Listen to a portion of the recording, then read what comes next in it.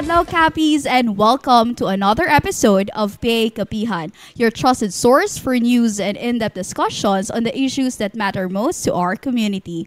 I am Pilarin B. Francisco, your host. Today we'll talk about the very meaningful initiative, the Project Amoma. This is a program implemented by the Capiz Police Provincial Office in partnership with other government agencies to strengthen crime prevention and provide livelihood opportunities to our communities. Joining us today are our guests from the Philippine National Police and the Department of Labor and Employment who will share their roles and initiatives in this program. First, let us welcome our guests from the Capiz Police Provincial Office, 1st Provincial Mobile Force Company Force Commander, Lieutenant Lumayan Lidawan. Good day, sir. And with him is the PNP Rojas City Station Chief, who is also the brainchild of Project Amoma, Lieutenant Colonel Ricardo Huma Jr.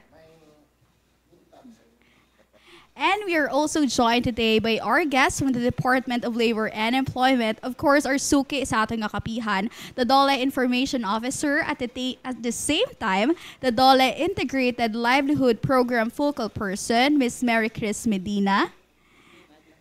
And again, good day, ma'ams and sirs, and welcome sa ating program. To start, could we have a short opening statement lang to our viewers? So, kay Sir Lidawan na lang kita ma-start. So, magandang umaga po sa ating lahat, yung mga nandito sa Kapihan. So, ako po si Police Lieutenant Colonel Lumayan Lidawan, ang Force Commander po ng 1st Capiz Provincial Mobile Force Company. And nandito rin po yung aking sinundan na dating Force Commander na siya po yung author o nagsimula ng Project Amoma, si Lieutenant Colonel Ricardo B. Humwad Jr. And as you know, nagpalitan lang kami ni Sir 5 days before election. So, yun nga. Pagdating ko sa company, tinuloy ko po yung nasimulan ni Sir Humwad na Project Amoma. So, yun po ang history po ng Project Amoma. Thank you. Okay, so thank you, sirs. No? And also, Sir Humwad.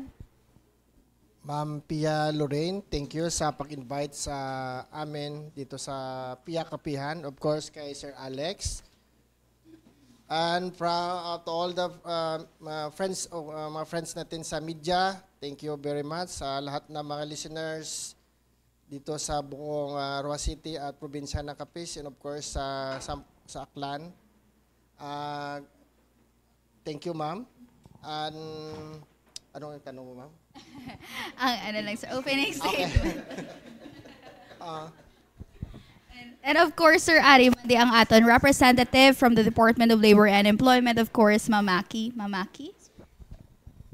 Mayong adlaw, ma'am. Mayong adlaw sa tanan, no? Ako gali si Mary Chris Medina, Labor Employment Officer 3 of Department of Labor and Employment. Also, DOLE Integrated Livelihood Focal Person and Information Officer sa DOLE Capiz Field Office, no? So, diri i-share namon yung mga inputs or yung mga initiative man sa Department of Labor and Employment with regards sa Amoma program. Thank you. Okay, thank you so much, ma'am and sir. So, and also, thank you so much, Sir Humwad, no, for allowing us to conduct today's kapihan sa inyong session. Kag, of course, salamat man sa damo nga food nga dire. Kag bati ko daw pa Jollibee siya later.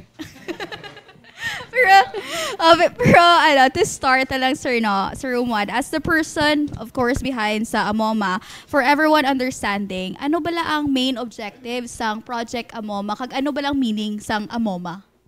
Building from past success of my predecessors, especially the time of Sir Tyco.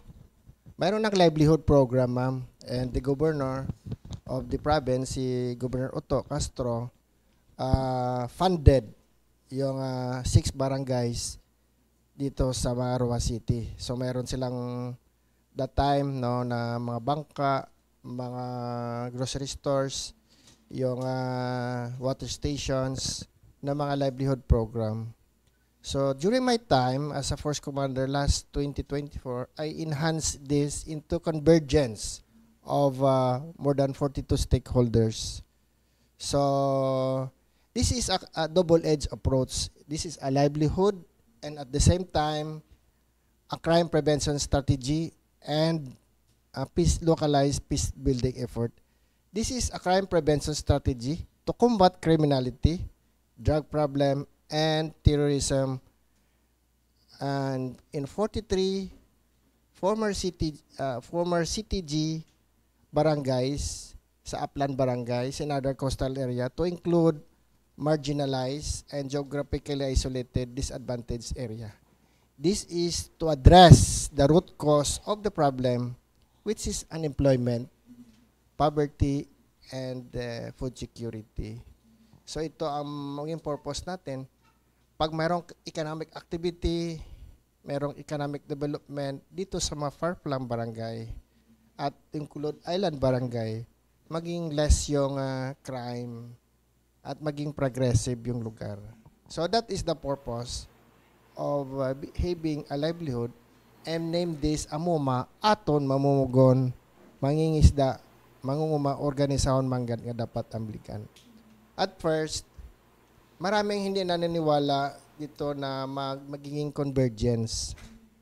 In fact, I almost stopped before dahil mahirap nga dahil how can you unite as a team itong mga stakeholders natin dito sa probinsya sa Apis. I'm thankful lalo na sa DOLE, kay Mamaki, then sa DSWD, itong civil service, kasi advisor, ang TESDA, ang BFAR, of course, yung media, and yung DAR, DNR, DA, Provincial Agriculture Office, and then yung Philippine Coconut Authority, the schools, no, meron tayong mga schools involved to capacitate ito mga beneficiaries natin.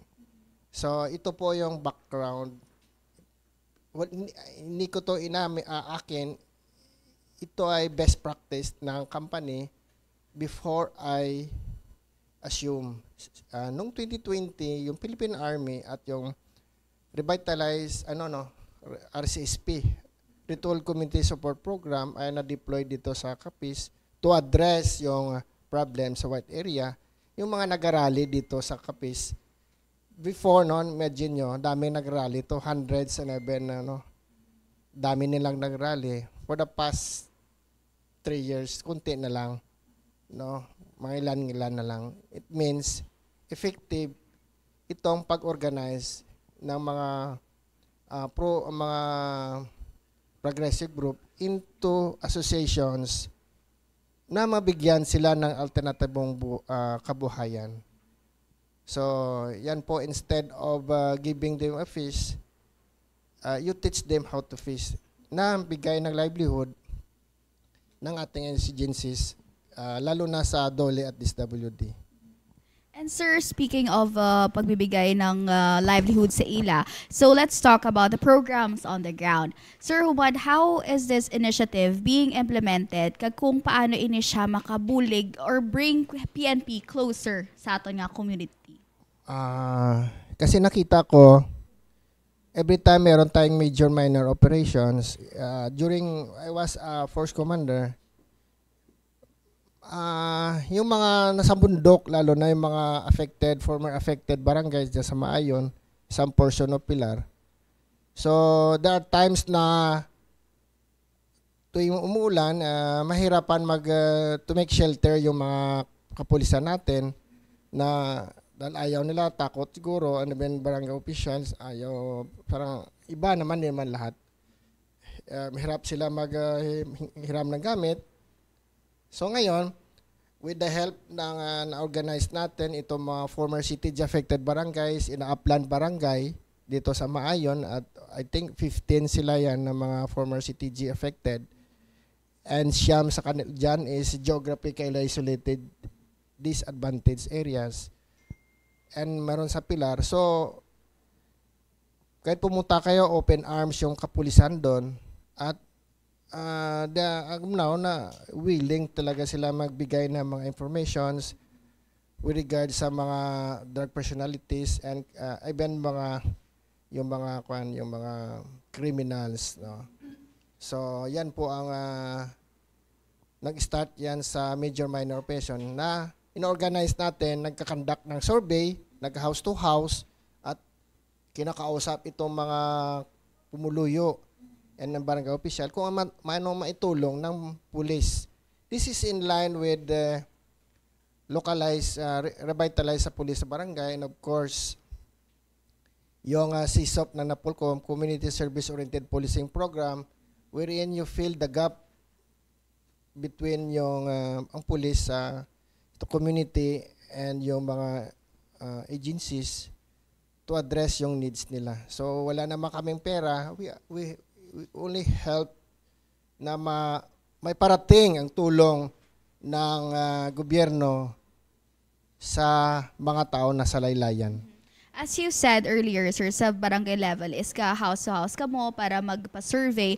So are there any priority areas identified kung paano ang mga beneficiary gina-select sa AMOMA? Wala namang the barangay and the community. Kung sino lang, kasi may mga parameters yung gaya ng DOLE, DSWD.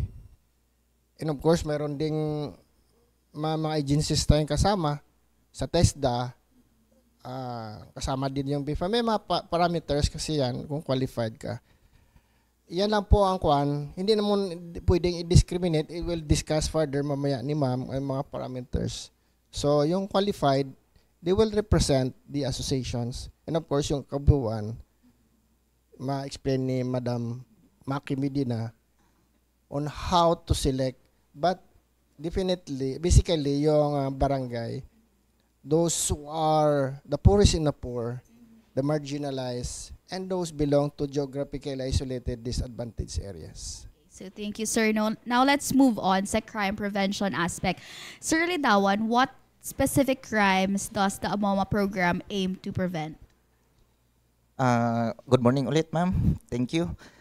Sa Project AMOMA, as we know, yung ina-address po natin dito is yung mga root causes ng iba't ibang crime. So, wala talagang specific crimes.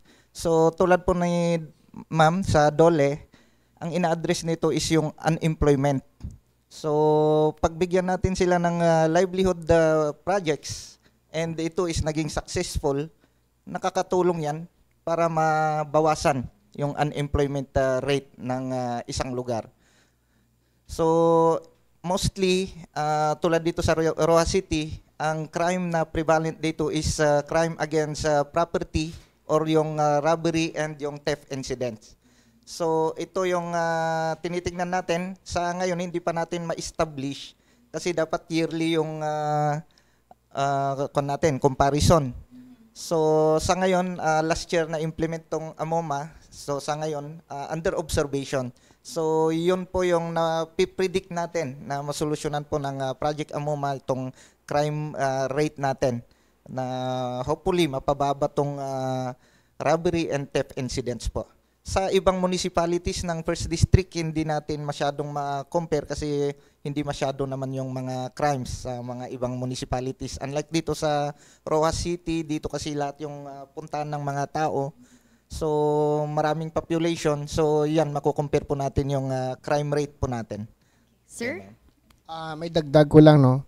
During, marami kasi nag-withdraw support at nag-surrender ng mga kababayan natin na, during my time, 103. At nakapila pa, daan-daang nakapila. More or less 100 pang nakapila to avail this livelihood program. So, at may mga firearms din na kasama. So, 103. And then mga firearms, and of course, ma'am, yung mga wanted persons na madali maituro nila. Based on the records, dito kasi ako ngayon yung in charge dito sa city, bumaba talaga yung ang crime.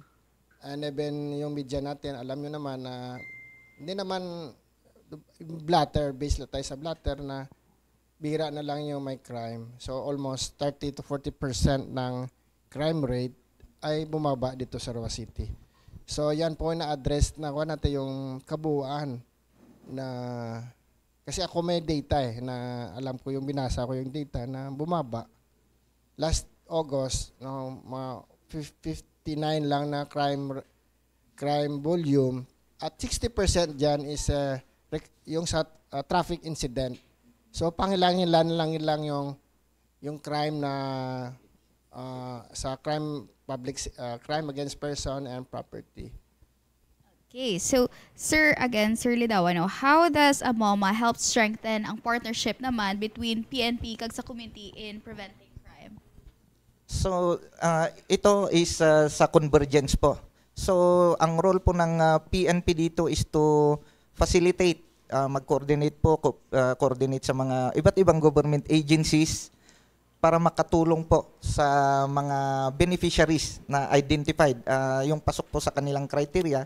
So kami ini-endorse po namin yung mga, ito nga yung sinabi ni Sir Umad kanina, yung mga marginalized sectors ng community para maparating and ma-evaluate po ng government agencies tulad po ni DOLE and DSWD para ma-award po, mabigyan sila ng livelihood program. So sa ganyang strategies, nagtutulungan po kami. Lahat po, community, government agencies, and sa PNP po na side. Yan man. Thank you, sir. No? And as Sir Humwat gina-reiterate nga ang AMOMA is a convergence of the PNP together with other government agencies. Kag isa sa mga government agency gani amoy ang Department of Labor and Employment. So, Ma'am Maki, ano nga mga livelihood assistance ang gina-provide sang DOLE through AMOMA? Thank you, ma'am, for that question. No? So, bali, yung Department of Labor and Employment, yung program namin is DILP. No? So, isa sa mga programs is, amo ni siya yung gin-introduce namon when Sir Humwad nag-visit sa office. And may mga programs kami or may mga projects na kami nga na-implement. So far, yung mga farm machineries, no? So yung mga projects nga makabuligid sa aton nga mga mangunguma sa mga far-flung areas. And so far, subong, ongoing yung procurement. So we expect by this end of the fourth quarter of 2025, mostly sa mga projects were implemented na, fully implemented na under AMOMA program. But may mga projects kami nga na-implement na or gin-adopt naman namon, usually ara na sila sa implemented na sila, no? So those projects like mga egg machine, paitlugan sang manok, no? Ano pa? Mushroom production. Actually, very versatile yung amon nga program, yung DILP program. Kasi wala kami galantaw sang kung ano yung, wala namang ginalantaw yung ano talaga, yung may, tawag nito, yung may specific na need ng community. Yung sa amon is, you fill in the gap. Pareho lang man sa ila nga purpose is lantawon naton yung gap within sa community and amo to siya ang aton hatagan sing socio-economic development which is dira nagsulod yung DOLE, no. So if they sir is more on peace and order, kami naman is on socio-economic development naman sa community. So damo siya program, ma'am, and hopefully damo pa masulod yung mga programs. And I think, Ma'am Maki, no, isa sa mga program nyo is for the out-of-school youth nga mga initiatives, of course, together with Sir Humad and Sir Lidawan sang last week. Can you discuss further regarding this? So, yung out-of-school youths, ma'am, were actually, this is initiative ni Sir Humad under AMOMA program naman. So, bagoon niya siya nga program which is, I think, may ara kita 5 ka barangay nga na-identify. And subong ongoing pa man yung amon nga dialogue with the barangays na hatagan naton sang livelihood program, support yung mga out-of-school youth nga I think amuting permiga pa kato kariday sir. So with that, no, so mahatagan sila sing kung hindi sila kakita trabaho, mahatagan sila sang trabaho or mahatagan sila sing pangkapital nga negosyo, no, nga this is also one way na malesen yung crime within the sa city. So, amo na siya, ma'am. Okay, sir? Baka makalimutan ni Ma'am Maki, last time nag-launch ng Sanyog Kapis ang DOLE in partnership sa PNP and others AMOMA stakeholders. Nagbata ini siya, ang AMOMA, naging program na siya. So, anong Sanyog Kapis? Sanyogon ang pangabuyan sa kabataan, agrikultura, panagat, industriya, kasinsya. Ang kabataan, So may ara kita engagement sa mga schools, no? And dual maina habang inatagaan naton livelihood ang ining schools. So may worth 1 million worth of livelihood program ang hatag ang dole sa mga working students and poorest of the poor, to include the PNP dependents dira sa Kapso. So of course naka-schedule man kami sa Philamar Christian University, same program nga matagaan man sa livelihood o tulong ang mga working students and of course yung mga poorest of the poor na mga kabataan and their PNP dependents. So may mga out of school youth naman to address yung CICL, no? Children in conflict with law and child at risk. Na makita naton ini mga kabataan nga nagalaro-laro lang dara sa kagabihon. So baka pwede mabago ang ila pananaw kag ang estado sa kabuhi by helping them. Yung mga out of school youth, more or less 100 na naton mga target nga pagabuligan sa dole. So ang agrikultura naman maara makita sa non-CTG kasi ang AMUMA is for 43 CTG and former CTG affected barangay. So ina mga naman last 3 weeks ago naka-contact man si ma'am sa duwa naman ka barangay nga tagaan sang livelihood. So yung tagaan naman ng maayon, kontak kong hepe nga ma-facilitate kang organize ang duwa ka barangay. Ano ganito nga barangay, ma'am? Actually, sir, yung barangay sa Maayon are those for the parents of child laborer.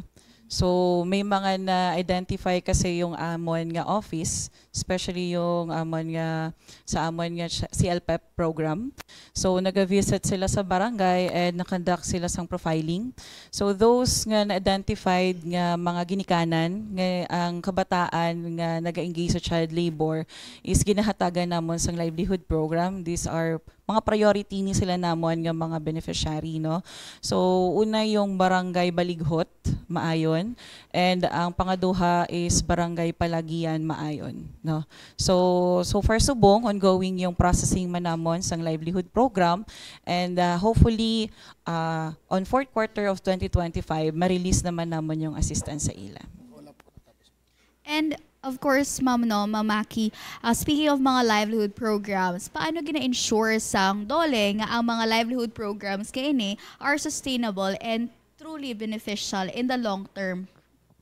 Okay, so diri na sulod ma'am ang convergence. We are very thankful po sa aton nga First Mobile, no, sa PNP dahil Sir Humad, Sir Lidawan, because kung lang tawon naton hindi magiging tanan man nga program hindi siya magiging successful if kung wala sa ginatawag nga monitoring and evaluation, no. So tanan nga programs kandakan sang monitoring and evaluation.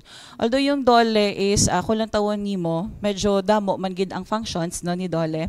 And thankful kami in the long run kasi aside from PNP may mga iban pang schools, stakeholders. That's why man nami nga may ara kitang convergence program, no. So these are stakeholders makabulig gid sa aton.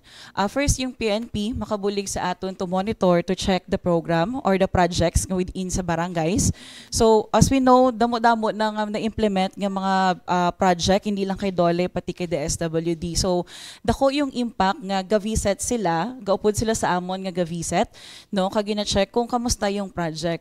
Aside from that, may ara kitang mga partners like sa school. Subong may ara kami in partnership with the Capiz State University, yung business management department nila. So may ara kami 13 barangays that is sa sa municipality of President Roxas. So yung 13 barangays nga na is parang demo lang anay siya subong, also pilot namon, i-assessment sila sa aton nga extension program sa business management, and then paghatagan sila sa assessment, also buligan sila as to sa bookkeeping, and then yung mga assessment and also yung marketing and everything. So ina siya makabulig gid na nga magdugay ang ilang project. Also yung ilang nga income is magadugang pa, parang value adding siya, no. So magadako kag magadamo pagyad. Aside from that, may mga plano naman kami nga mapasulod naman kami sa mga agencies nga related naman sa mga social benefits like pag-ibig, no. Amat-amat lang SSS and also yung aton nga PhilHealth. So amon na siya yung target namon. As you can see, ang amon nga programa or yung mga projects namon parang inclined siya into enterprise na. So hindi lang lantawon naton nga livelihood program siya. So ginalantaw siya naton nga magdako as to the enterprise nga makaabot nga may ara siya nga empleyado na kag may mga benepisyo na nga ginabato ng aton nga mga beneficiary. Thank you so much, Ma'am Makino. And of course, Sir Lidawan and Sir Humwad, no, aside sa DOLEG, na-discuss nyo kagina ang mga DSWD, B4DA, ano pa mga other government agencies nga also extended livelihood assistance and support under Project Amoma?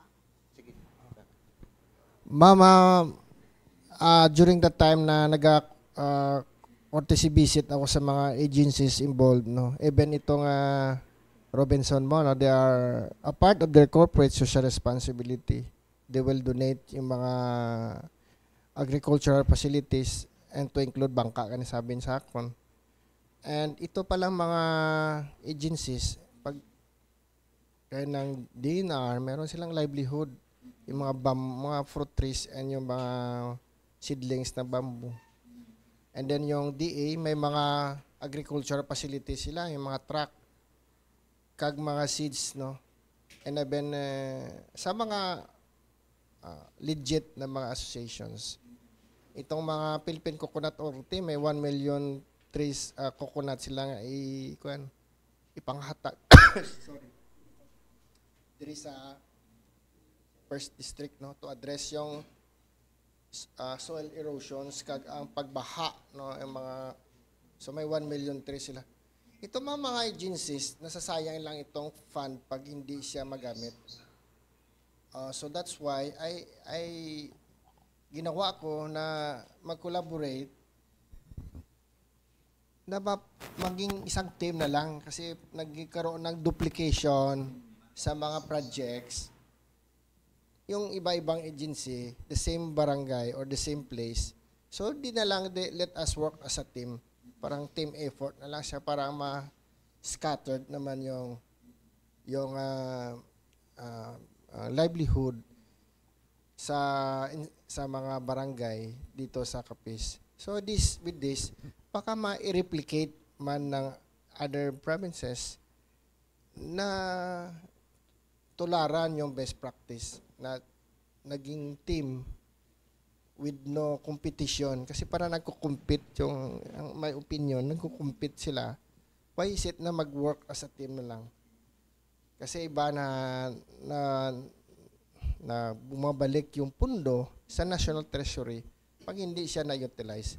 That's why may manpower kami, yung kapulisan and other stakeholders to use this for the benefit ng community and to uplift the lives of the people in the Farplang and sabi natin sa Laylayan. Sir, if you may add.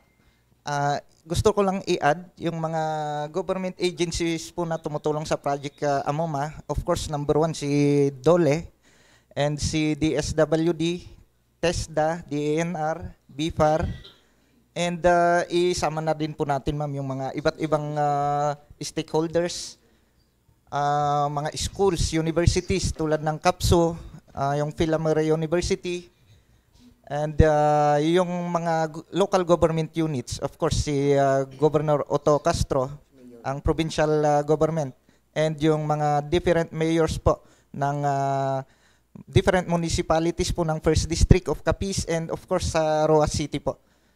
And baka may nakalimutan pa tayo. Lahat na po na mga hindi nabanggit ay sama na po natin yung mga tumutulong para maging successful po itong Project Amoma po.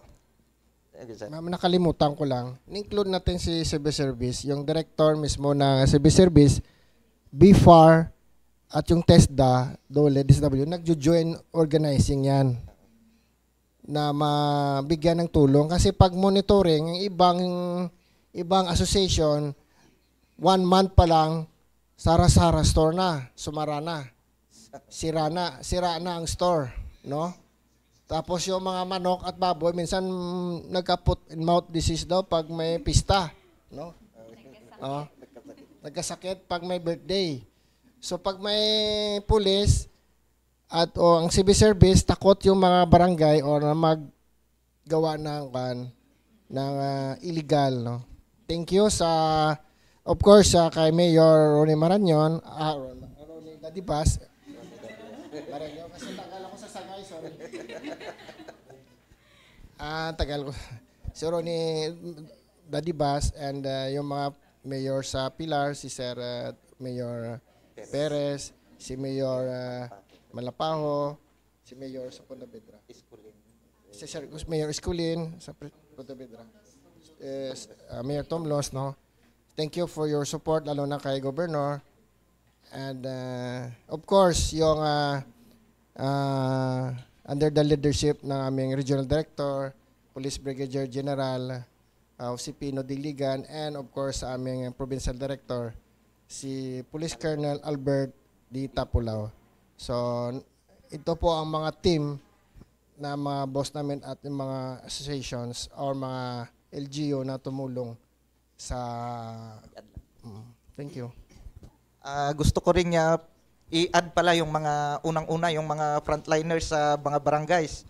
Of course, barangay captains ng iba't ibang barangays na beneficiaries po. And of course, yung mga kanilang mga barangay kagawads na tumutulong po sa mga associations mag-supervise para hindi kasama din sila sa procurements and para ma-implement yung mga na-award ng mga iba't ibang government agencies na livelihood program. So, yun lang pa, ma'am. Thank you. So just to wrap up ating first part sa Sininga Kapihan, ano yung mga pang Miss Universe ini siyang mga question? Sir and ma'am na. Sir Ahmad, what is your message to the community regarding their role in ensuring the success of the AMOMA program? Role ng community. Sana yung pinagkaloob ng DOLE DSWD na agencies na fund, no, na binigay sa kanila amounting to 500,000 to 3 million per associations. That is every 2 years, ma'am, no? Itong livelihood program at DSWD 5 years. So ibang agencies pa may nagbibigay. So dapat pagyamanin nila yung tulong kasi yung ibang associations sabi nila, dole out lang daw eh. So, pinaghati-hati na. So, hindi na pwede ngayon yan sa convergence. Magkaroon sila ng kaso pag kanila. No? Magkasuhan sila ng dole at yung kuwa. No? Pag kinurakot nila yung fund na intended sa associations. So, hindi siya magsira-sira store. So aside from that, mayroong mga scholarship ino-offer itong mga stakeholders na malay mo makatulong pa sa mga anak nila at mga kamag-anak itong mga agencies ng mga scholarship program sa DOST at sa BFAR may mga scholarship program and even the local government unit na nagbibigay. Last time may scholarship yung ating kay Kong, no? Na pinamahagi din sa mga poorest of the poor and even mga bangka. Si Kong Howard Ginto, no? Of course, nakalimutan ko siyang i-acknowledge kasi may tulong din siyang naibigay. So, yan lang ma'am, dapat na ipagyamanin ng mga community kung ano man ang tulong na binigay nila. At the end of the day, sila naman makinabang. So, okay, Miss Maki naman kita, no? Miss Maki, what are the DOLE's future plan to ensure continuous livelihood support for communities through this partnership? So far yung DOLE, ma'am, is committed talaga to help people, no, help our workers, no, especially in the informal sector. As to sa DOLE po, tuloy-tuloy po yung tulong, no.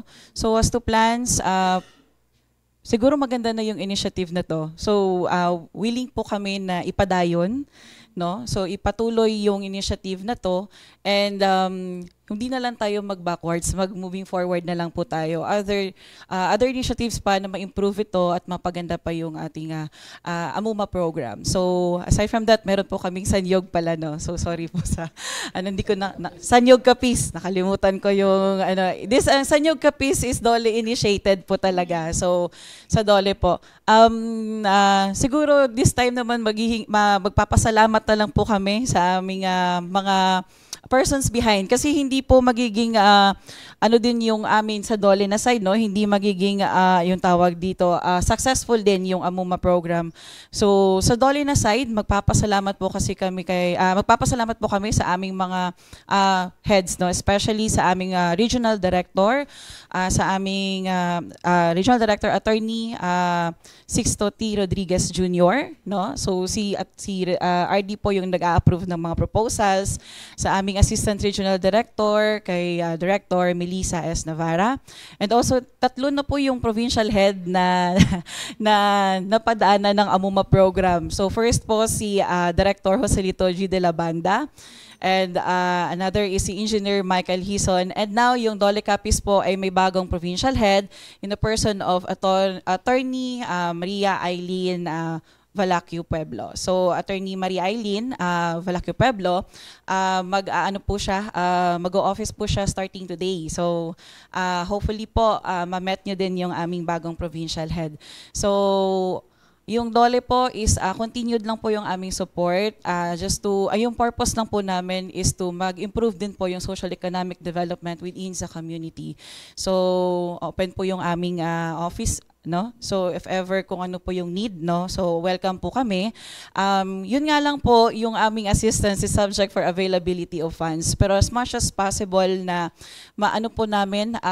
matulungan po namin lahat, mas better po sa amin. So yun lang po. Thank you. Thank you so much, Ms. Makino. And finally, Sir Lidawan, what is your message of course, hope and encouragement for the community as we move forward with the AMUMA program, as Ma'am Maki said? Yes, ma'am. Thank you. Sa word of encouragement po, lalong-lalo na po yung mga beneficiaries na dapat magtulungan, and yung binigay po in award na mga livelihood programs is i-develop, huwag hayaan na masayang.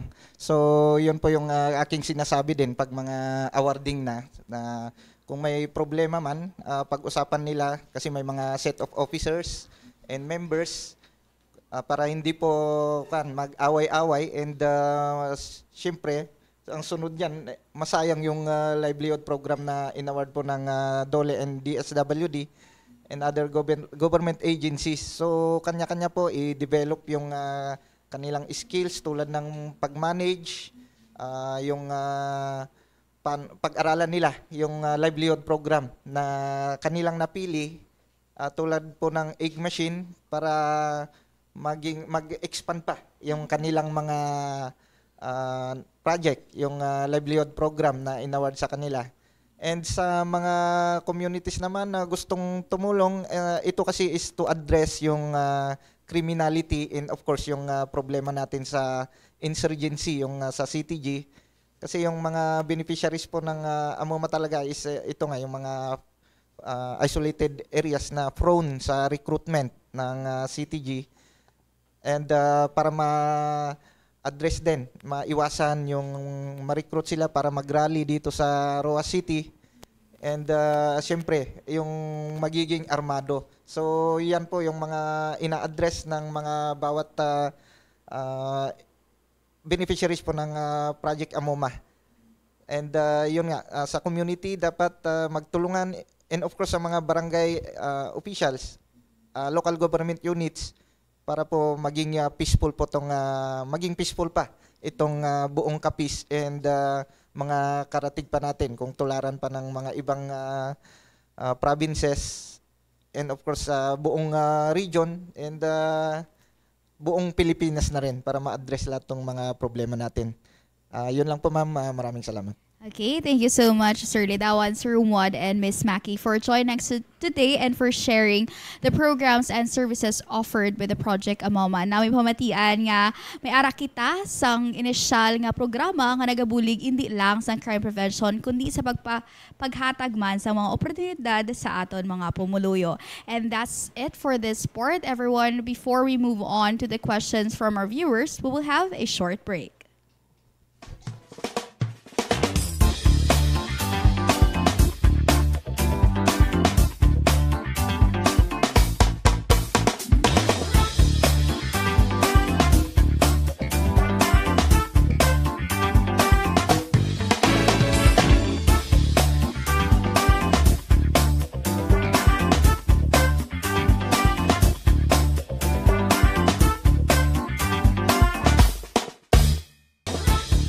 We are back. A gentle reminder lang to our media friends to kindly state your name and the media entity that you're affiliated with. So for the first question, let's have... Thank you. No, good morning, everybody. My name is Wipol Gonzalez of Ponto Derecho, host. No, and good morning sa inyo, Ms. Duli, Sir Lidawan, and Sir Umad. Sir, my first question, no, this is a MOMA project. No, ini priority naton sini nga proyekto ang communist terrorist group CTG ang makaabilang sinisang among livelihood. Anami nga pamangkot mo sir no. Actually ang barangay, affected barangay. Not exactly sila lang kundi yung buong barangay. This is to entice them to return to fold sang gobyerno para matagaan sila sa pangabuyan. So, not necessarily mean sila lang, kundi yung buong barangay. Follow up, sir. May ara bala kita, no, nga mga wanted person, like nga nag-intra, nagsulod sa sining communist group, kag pila ang, kung ikaw mahalimbawa, maka-avail dira, no? Pila ang ilang mabaton sa sining programa. Magasiling kita sir sang communist CPP-NPA dati na sir no. May ara na siya nga utok, armas kag ang shield no. So ina siya ibig sabihin ang inang arm amo na mga NPA, inang mga ang shield amo na mga front organization. Kagang utok amo nang CPP amo nang bilog. Ang 60 to 70% dira amo na ang nasa front legal na prente. So amo na ang nagapakao, nagabuhi sang armado. Kag amo aton ina-confront sila tanan. Hindi lang yung armado kundi ang bilog nga community no. So amo na mga masa nila aton nga tagaan man sang oportunidad kag subong man kag ang mga non-CTG affected barangay nga la programa sang dole kag in partnership sa PNP kag ang AMOMA stakeholders. So sir, lastly na lang, last question na lang. Sir, limbawa mag surrender ang isa ka rebelde, no? Magbalik sa sabak sang gobyerno. Ano background investigate pa ini naton antes nga hatagan ini sila sa benefits sa mga programa? Yes sir, may programa po ng government, for example mga nagsusurrender na mga armadong member ng armado, and chine-check kasi yan doon sa periodic status report ng EFP and PNP. So kung nandun siya, nilalapit po natin sa mga government agencies para makakuha ng benefits na binibigay ng government para sa kanila. So may mga batas and tayo dyan, program ng mga nasimulan ng previous administrations like ng LCAC. So yan funded po ng national government and yung local government. So may funding yan. So pag mag-surrender sila, same. Ina-applyan po yan, binabackground bago binibigyan ng livelihood program and other benefits na binibigay po ng government. Yes po, thank you. Sir, morning. Chris from Brigada. Sir, kagina na-mention ta with Dole. May program kita about sa Adapt School Youth program, no? Sa mga kabataan nga out of school youth, gina-rescue naton para mapali sa mga crime. Sir, diri sa Rojas, may mga nakikita kita. Mga bata nga nag-rugby, no? Nagalakat sa karsada, rugby boy. Pwede natin sila mabuligan, masulod sa programa naton para in case nga kung mabuligan naton sila, hindi sila maging cause sa crime in the future. Ako na, sir. Yes, sir. Amo na aton tinutuyo, sir, ang mga child in conflict with law and child at risk. So sa pag-assume ko, dinamo din mga kabataan nagainom sa karsada, kalye kag iskinita, kag subong man ang nagalagaw sa kagabihon basta mag-aga. Prone ini sila sa kriminalidad, sa pag-interest sa kriminalidad, kag ginatagaan naton sila, gina-rescue naton sila, ginahaton naton sa barangay, kag ginapabalik sa ila pamilya. So may aton kita programa subong under Sanyogon ang pangabuyan sa kabataan, agrikultura, panagat, industriya, kag siyensya. Sa kabataan ina nga programa sang Dole nga kaupod sa kapulisan, kung may hope pa naman nga mabag-o ang ilang estado sa kapangabuyan. May ara ang DepEd nga nagapadayon sa ila pag-eskwela sa ALS, may ara testa gusto nila mag-abroad, kag ara ang livelihood nga programa nga igahatag sang Dole, ang pulis ga-facilitate lang sang delivery of basic services. Last lang, sir, no? So far, ang programa sang Amoma since nag-start, ano nga year, sir?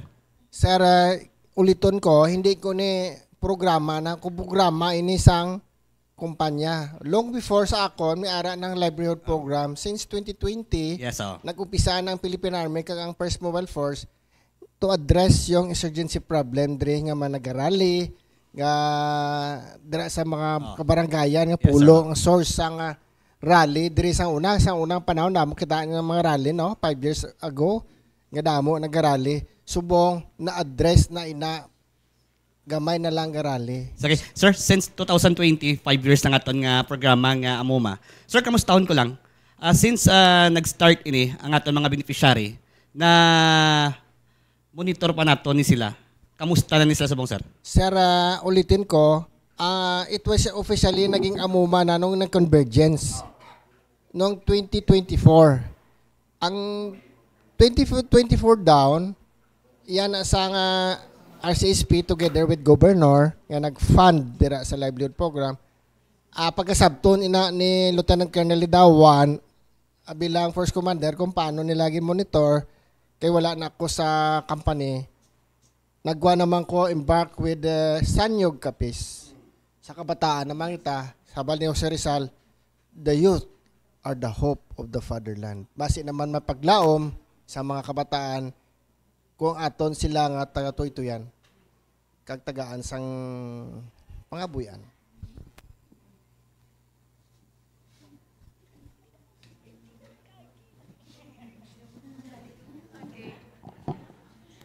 Good morning, sir. I'm Amitis De Los Santos from IFM RMN. Sir, since nga nag-start ang Amoma project, do we have a data kung mga pila na ang aton sino nga mga beneficiaries as of now, more or less?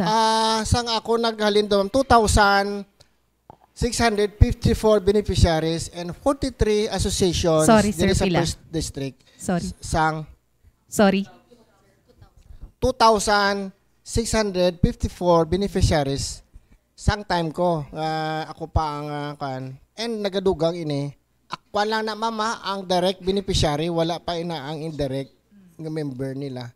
So, 2,654 beneficiaries and 43 associations diri sa First District sang Capiz. And more than 30,900,000 may get ang livelihood program gagin facilitate. Wala yung kwarta ang PNP kundi nag-facilitate in the delivery of basic services yung inatag sang Dole, DSWD, kay Governor. Kag ang TESDA naghatag man sang ila livelihood program pa BFAR nga hindi yakas kundi trainings to capacitate these beneficiaries So guys, spend man na sila sang, well, I don't have any exact amount kung pila ila na spend. Kag may mga naka-pipeline, pakita nga mga agencies nga mga bulig, amo na ang mga naka-kuan nga program in the future. Ipag-discuss ini Ma'am Maki kung ano nang programa nga fund nila sa Sanyog Kapis. To add na lang siguro, ma'am, no? So, ang mention ni Sir, do almost 26 million yung kay Dolegid nga napagwa for Amuma lang gid, no? Hindi siya napagwa. Some of them is on process pa. So, almost 26 million na yung naalat namon na para dira. And then, mga 15 million na siya is na sulod sa amon adopted nga municipality, which is the municipality of Maayon, no? So dito siya nasulod kay gintunga-tunga man namon sa mga agencies para ma-spread out yung mga assistance. So amo na siya nga ang iba nakadto sa DSWD, no? May mga Pilar, President Rojas, no? So amo na dumang almost 26 million. And then yung mga direct beneficiaries gid namon yung nagakaabot gid kami sa mga almost 2,000 na. So some of them siguro lain-lain man siya, ma'am, no? May ara farmers, may fisher folks, pero mostly sa Amuma is ara gid siya sa mga farmers nga side. Amo na siya. Lastly na lang siguro ako nga pamangkot sa kay Sir Lidawan. Sir, sa First Mobile Force, ang aton gisi nga focus sa ang First District. How about the Second District? Kay kita nagapati man nga may aras ang mga masignaton beneficiaries. Nakakam up, nakitablas ang plan nga ang Second District i-sudlon taman ni Sir? Yes, ma'am. Thank you sa question. Actually, ma'am, ang First Mobile is, ang focus namin is First District of Capiz. So, nag-company commander din ako sa second CPMFC, Capiz Provincial Mobile Force Company.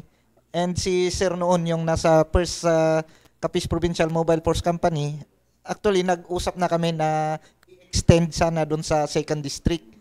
So, ang nangyari, nilagay kasi ako dito sa Roa City and ngayon nagpalitan kami. So, ang focus ko ngayon is tinutuloy ko ang project na nasimulan ni Lieutenant Colonel Humwad Jr. po, ma'am. Thank you.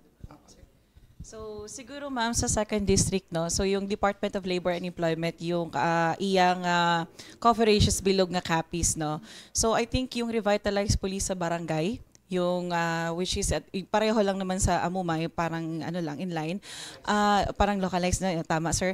May ara kami adopted nga barangays dito. So yung Department of Labor and Employment nakahatag siya sang pondo sa barangay Libertad Tapas, yung water refilling station, and also yung Barangay Garcia Tapas, yung another water refilling station. So yung Libertad, so far subong work out yung mga needs pa to operate yung aton nga water refilling, and ang sa Garcia naman, as to the update, is ongoing yung procurement. So base mga within this tugig naman, ma-implement yung program. So sa second district, damo man kami mga programs nga related man sa LCAC nga mga initiative.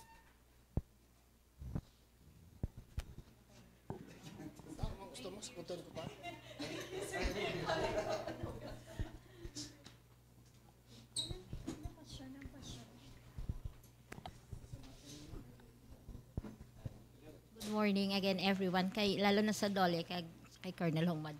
Ang question ko, sa Dole, pwede na naman tatlo kayo sumagot, no? Sa Dole po, why choose ang First Mobile maging partner para sa Amuma? At saan po nagsimula yung Amuma para maging partner ninyo? Ako muna magsagot. Sige, si sir. Why choose? Okay, sige. Actually, Sir Humwad, choose us. Okay. Baliktad po. Kasi sa amin sa Dole, ma'am, whether mayroon po kaming partner agencies or wala, yung mandate kasi namon, ma'am, is magkadto kami sa mga barangays gid, mga malagyo nga barangay, no? Kag mahatagan sila sang livelihood program. So, mostly gid sa mga ginakadtuan namon yung mga far-flung areas, no? So, nakita man namon ang initiative ni Sir Humwad nga although hambagin namon sa umpisa, parang medyo ambisyoso yung kay sir nga nga parang masyado mataas yung kanyang ginaambisyon, no, nga it's too good to be true, tama sir, no. So actually ginantaw man namon, and siguro gapati man ang amon nga opisina, no. So gapati kami nga kinahanglan lang sang isa or duha nga magpati sa imo. Kag kung may among sina nga nagapati sa imo, siguro ang imong initiative is matuod gid, no. So that's why nakita man namon nga dako man ang bulig sa community. Ang purpose man ni Dole is maka-provide sang socio-economic development sa community. Why not mag-partner? Kay pareho man lang na tanan nga ang kanday sir is makabulik sa community, sa ila sa peace and order, also sa amon is amo man na siya. So mas manami kung damo, no? Mas manami kung damo nga nagakadto sa barangay, mas madamo pagid ang mabuligan. Kag mabatyagan nila nga ang bulig sang government hindi lang diri lang sa mga ari sa una. So makaabot gyud kita dito sa punta. And also thankful man kami, no, nga nagpartner man kami sa ila. Because, syempre, limited kami sa resources as a manpower, as to na, which is sa ilang side, damo, gin sila ya. So, diragid kami naging pasalamat gid man sa amon. So, hindi kami ang nagpili sa ila, sila ang nagpili sa amon. Amon na siya. Thank you. In addition, ma'am, base ma-misconstrued nyo, hindi lang kasi Dole ang gina-involved sa convergence ini ma'am eh. So, ang DSWD, nga gusto ko man tani nga invite ni ma'am para mag-speak in front of you para mabalman nila ang ilang nga programa. So iba-iba ini nga agency ma'am. So let us ginkuan ko ning as a team. Sa tutod lang do halos naman mag-stop ako nagligat. It took me 6 months mag-conduct ng legwork na mabuo ini ang convergence. Kagdamo ini nga mga tao nga nawala nagapati sa akon, kag hindi sila magpati. Kagkabalo ko damo wala gapati. Because sabi nga ni sa nabasaan ko sa newspaper, one day those who don't believe on you will tell you how they met you. Yeah. Papati hagit. Ang mga tao nga wala gapate, someday, proud man sila nga na-meet ka, mo sila gapate. Pero ako gapate, sa ako galingon, because I have an experience on how to facilitate ng convergence. Ara ko sa ICPO, may ara ko yung convergence sa urban gardening program with DA, with TIPED, yung farm schools, yung Philippine Army. Kasi ang mga regional director, itong ako niya kamit ya. Ay, ako, may pagkakuan ako eh. Gina-insist ko yung para sa bayan. No? Nagatok ko sang head sang TESDA, regional director, head regional director sang DA, yung city agriculturist, no? Sang syudad sang Iloilo, aman president sa sang More Power, Philippine Army, kag ang PIDEA, I think. So gamay lang ato nga core group. So damo man sila nahatag actually kag nagales yung akon kwan yung nung burden ko man sa sa kwan sa less expenses kay joint na kamo eh. Nag-joint ang inyong resources sa nalis mo lang. Amo ina ma'am na nagkapati ako sa kagulingon ko nga posible na matabo kay na-experiensyahan ko how to organize in convergence. Okay. Morning to everyone. I'm Eleanor Defensor Reyes of IBC 13 and DYJJ. Congratulations sa AMOMA kina sir, no? Parang nararamdaman ko yung yung talagang passion ni sir for this project. Na-mention kanina ni ma'am 26 million Dole alone na project. Opo. Wala pa yung ibang mga Wala pa mga po. agency. More or less Sir Homeward, mga magkano na ang naibuhos ng iba-ibang mga agency sa During- proyekto na ito? During my time, ma'am, kasi marami sila yung dinagdag, 53 associations na sabi ni ma'am, from the start na 6. Ulitin ko, hindi ko to, mama, best practice ito ng company na name ko lang na Amuma. Dahil ginawa kong enhance ko at ginawang convergence. So, as of now, 53 na ma'am sa record mo. Na in-adapt. Sa time ko is 36 yung inorganize ko. 36 na association, sir? Yes, to include yung previous na Farmers and Fisher Folks. Yes. Sa time ko na nag-legwork talaga yung mobile, Sige daw. plus 6 na previous na sa RCSP, 42 na associations na biniragdag sa time nila na inadapt ng PNP yung kay Dole ng mga associations doon sa mga island barangay tulad ng barangay Nabita, Pinamihagan, Sir Kay- Pandan. Navitas. Navitas. Panay. Putakal, Oo, dumaan din. Binamihagan, Pandan. Hindi ko memorize. And, nakalimutan ko na. Hindi ko kalagpat. Medyo madamo abi siya, ma'am. No? So parang hindi lang sa 26 million, sir, pero mas malaki-laki na yan. Siguro Yes ma'am, Opo. I can say 30,900,000 yung sa record na was a Force Commander. Okay. Hindi ko na alam, I cannot say ng figure kasi wala akong data. Opo. Ma'am, counting po kasi, ma'am. Opo, So, opo. tuloy-tuloy po kasi, ma'am. Yung ibang barangay po kasi is existing na, inadapt na lang po. Since yung mga barangay is identified na may CTG presence doon or yung CTG barangays talaga, so pina-adapt na lang po namin sa first mobile, no? So at least hindi na sila mahirapan as to pag ano ng mga project or livelihood program. Okay, okay. So, Oo. And I think former CTG, sorry. Opo, opo. and I think, ma'am, to answer your question, si Sir Lidawan, kaya Opo. siya subo ang first commander. Oo. Sir, oo. In support kanina sa sinabi ni ma'am na siyempre parang mga CTG siya. Former CTGs po. How do you screen sa mga associations na to? Lahat ba to mga former CTGs na binigyan ng mga na naging benepisyaryo? Paano nyo sila parang ni-screen, sinuri? Yung mga Actually, association ma'am, na to. sa isang barangay, former CTG yan or mass base area po ng CTG noon.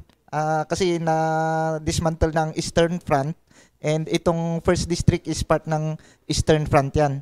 So yung mga previous po na mga barangays kung saan sila re-recruit is yun yung mga beneficiaries natin. So barangay po yung hindi po yung individual yung talagang tinatarget natin. So lahat po na maging qualified na beneficiaries is ini-include natin para hindi mabalikan po ng mga CTG front organizations para mag-recruit ulit. Para hindi na sila maloko ulit na promisan sila ng mga kung ano-ano dyan para mag-conduct ng rally or the worst is mag-member ng New People's Army. So sa amin is prevention yung ginagawa po natin ngayon.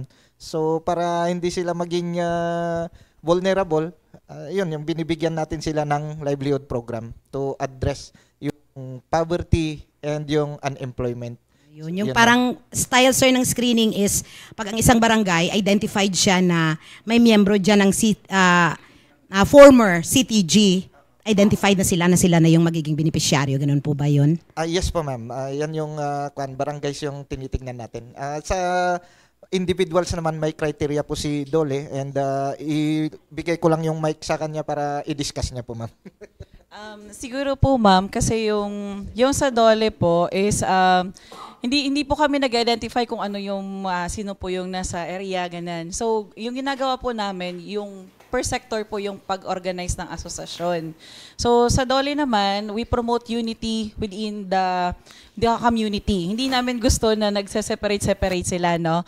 So, yun, that's why naka-mention si Sir Humwat na meron na organize na mga associations. So, mostly doon yung mga farmers, yung mga fisher folks. And then, kasi sa DOLE, hindi, lahat naman ng programa may mga guidelines, no? So, sa amin kasi, bawal yung 4Ps, bawal yung government official, mga ganon. So, para na lang siguro fair sa lahat, magpa-member na lang sila sa association. And those na qualified na maging beneficiary ni DOLE, the direct beneficiary, kag may indirect. Yung indirect, yun yung mga members lang ng association na hindi nakapasok doon sa program ni DOLE. Yun. So, direct beneficiary and indirect beneficiary. So, pero yung pag-manage ng project is for the whole naman na association. So, maka-benefit naman yung buong association. So, yun lang yung may direct beneficiary lang kami na ina-identify para ma-qualify na mabigyan ng assistance yung community. Okay, so for last question na lang from our media. Dugang ko lang, no? Siyempre, DOLE sa Roxas City, 7 to 8 million under Provincial Agriculture or Department of Agriculture, mini water refilling station, fishing stores, fishing boats, the very last, Ulutayan. Pero hindi mo na ako pamangkot. Pero sir, untugang ko lang to. So, ang November 8, gin-launch no, ang Project Amuma. By the word, aton mangunguma, mangingisda, kag mamumugon, organisahon, manggan nga dapat amligan.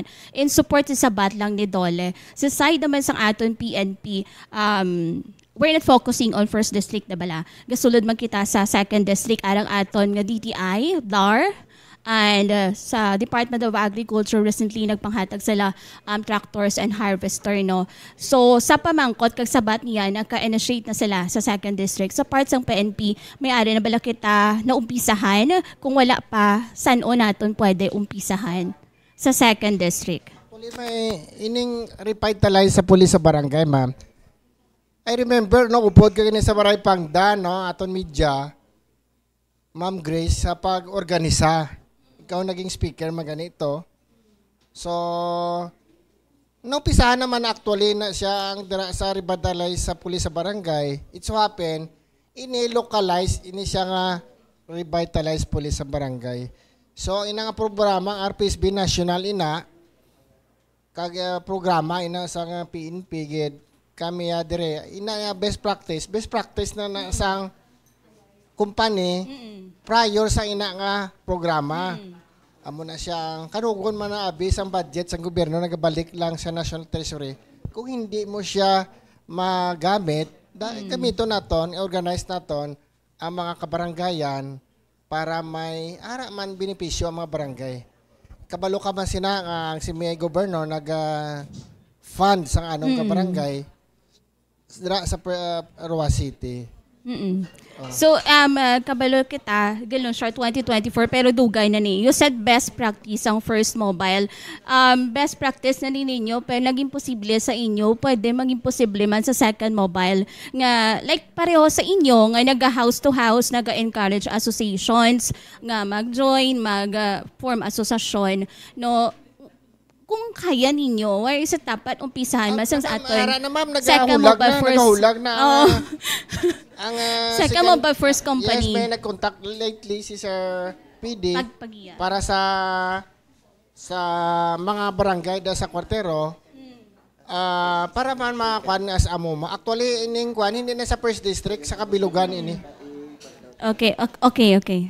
Maging province na siya. And I think, ma'am, to answer your question, no, ang Amoma is iyagid man isang first district, pero ang sa bilog nga probinsya sang Capiz, amo to kagina ang gina-reiterate nila, ang may revitalize barangay, which is those same man siya sang Amoma, pero giniba lang ang pangalan, kag of course, mas damo ang convergence, kag localized lang gid siya. So, last question na lang kita.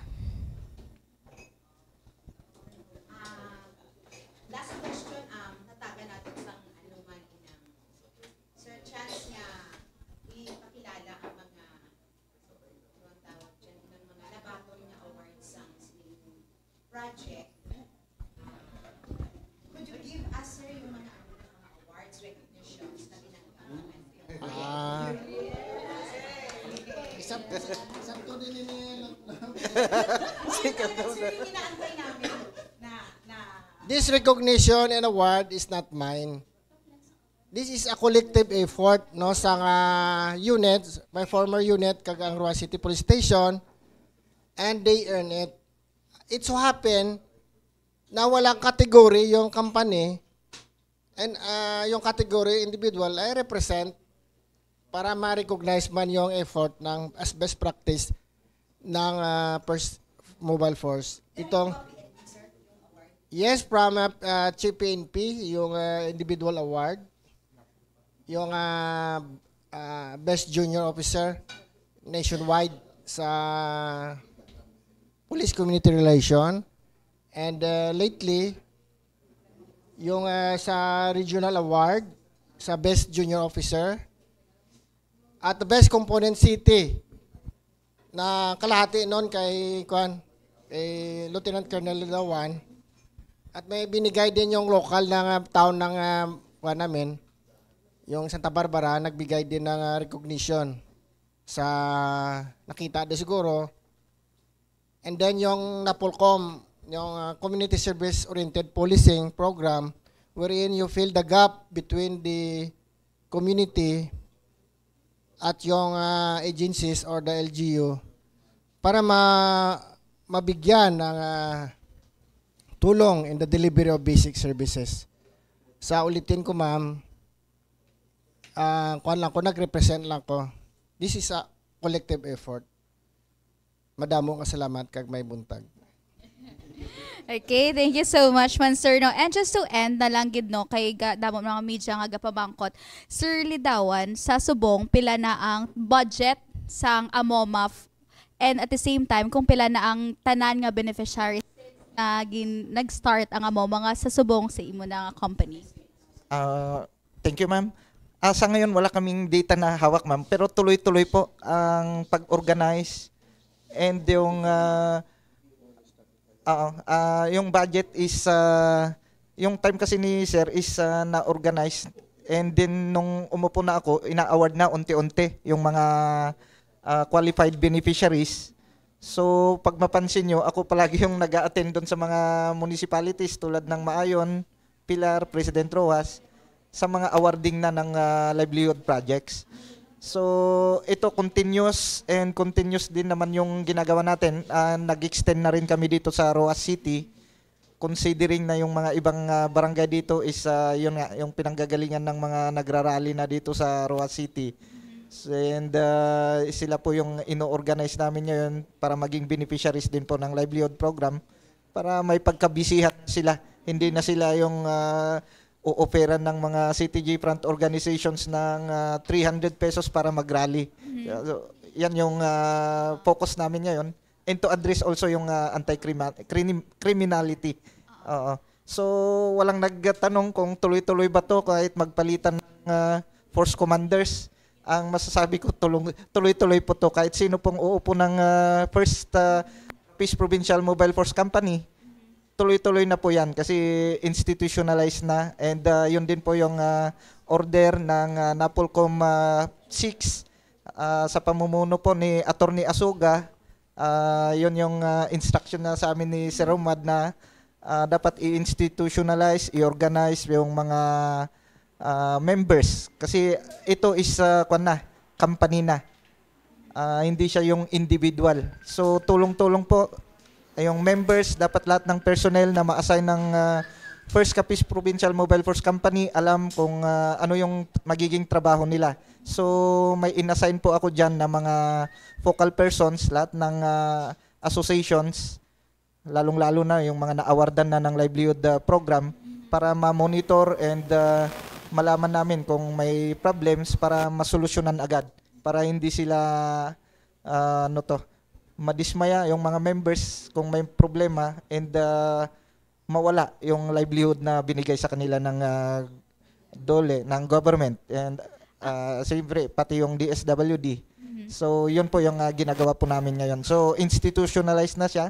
So ibig sabihin sa lahat ng members and also yung magiging susunod na force commander po ng First Capiz Provincial Mobile Force Company. Ang sir, just to give lang sir ang initial amount na for example ang sa DOLE ginhambal ni Mamaki is 26 million. So ang other by sir, like for example initial amount lang sa ihatag through AMOMA.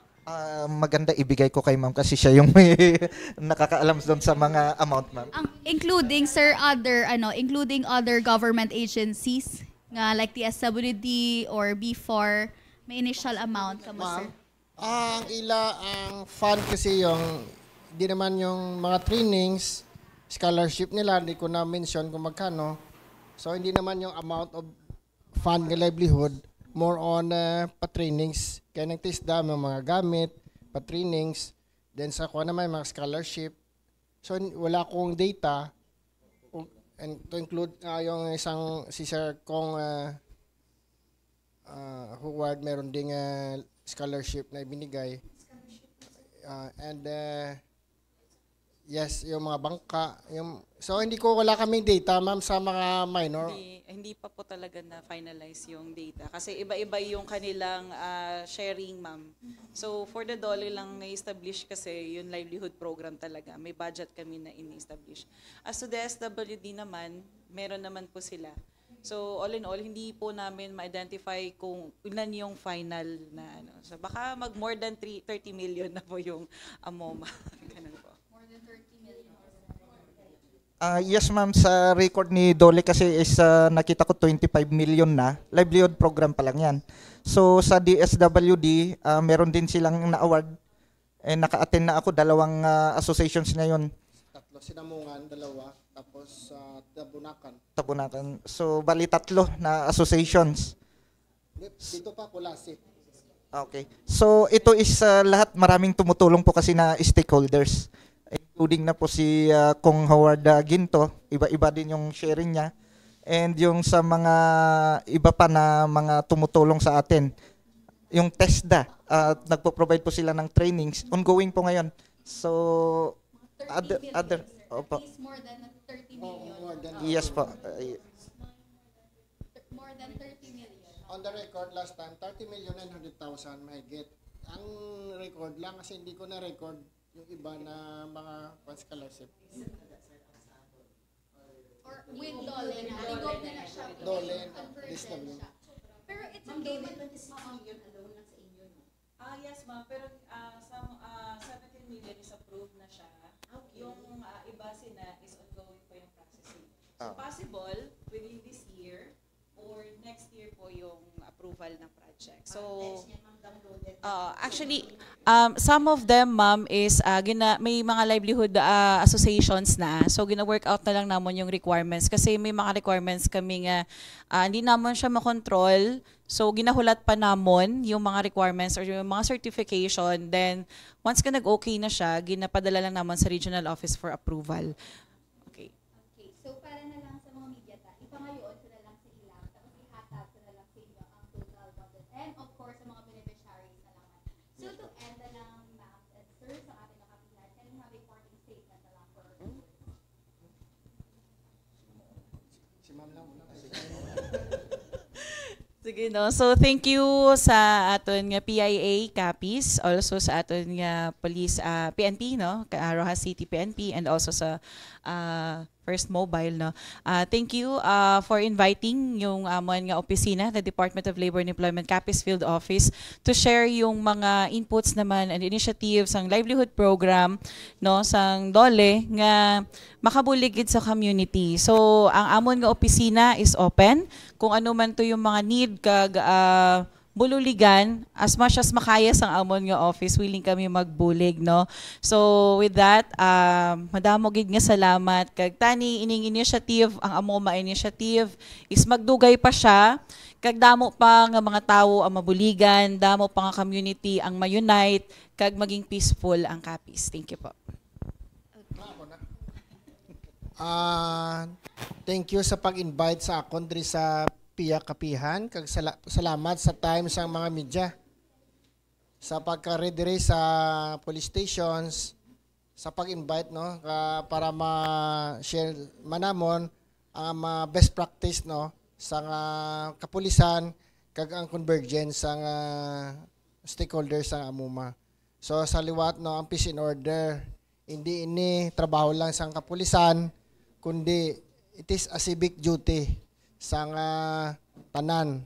Sa unang panahon, ang mga during ancient times, no, ang mga during night time, ang mga kalalakihan nagabantay gid sa ila mga balay, sa ila tiny village para sa batok sa pagsalakay sa mga mabangis nga sapat kag sa mga natural nga kalamidad. Subong sa moderno nga panahon ibalik ta ang konsepto sa civic duty nga kundiin nga tanan kita nga diri naga-star sa isa ka komunidad sa isa naton ka bangka naga-travel kita sa kinatawag nga journey sa life journey sa journey naton diri sa kalibutan maging concern kita sa aton mga palibot kung may nagabuslot sa aton bangka nga nasakyan ang aton komunidad dapat naton i-report dapat naton sila tagaan sang pansin because directly or indirectly you will be affected sooner or later. So let us preserve yung komunidad habang nagapanakayon kita sa katawag nga pangabuhi diri sa kalibutan makialam kita kag magabuli kita sa mga aton mga kubos naton nga mga utod kag tagaan na sila sa oportunidad nga matadlong man ang ila pangabuhian. So with that, madamo nga salamat kag mayong adlaw sa inyo. Thank you din. In behalf naman sa First Capiz Provincial Mobile Force Company, akong pinapasalamatan lahat ng personnel and na tumutulong sa itong Project AMOMA para maging progressive at hindi siya para magtuloy-tuloy po. And of course sa ating partner agencies, ang DOLE, DSWD, and other stakeholders. So maraming salamat po. Hopefully magtuloy-tuloy po itong partnership para makatulong tayo sa mga marginalized na ayan po natin, lalong-lalo na po dito sa Capiz. And yung sa mga beneficiaries, pangalagaan po natin. And yung mga ongoing na organize, asukasuyin po nila yung mga requirements para ma-award na sa kanila yung kanilang livelihood program. And ito, pangalagaan para maging tuloy-tuloy and makatulong sa kanilang mga sarili, sa pamilya, and of course, sa buong community. Yun lang po, maraming salamat. Again, thank you so much, Ma'am and Sir Snow, for sharing your valuable insights to our viewers and for joining us in this informative discussion. Salamat gid sa ating mga media friends nga rin diri sa buong nga madamo kamo sa buong nga in fairness.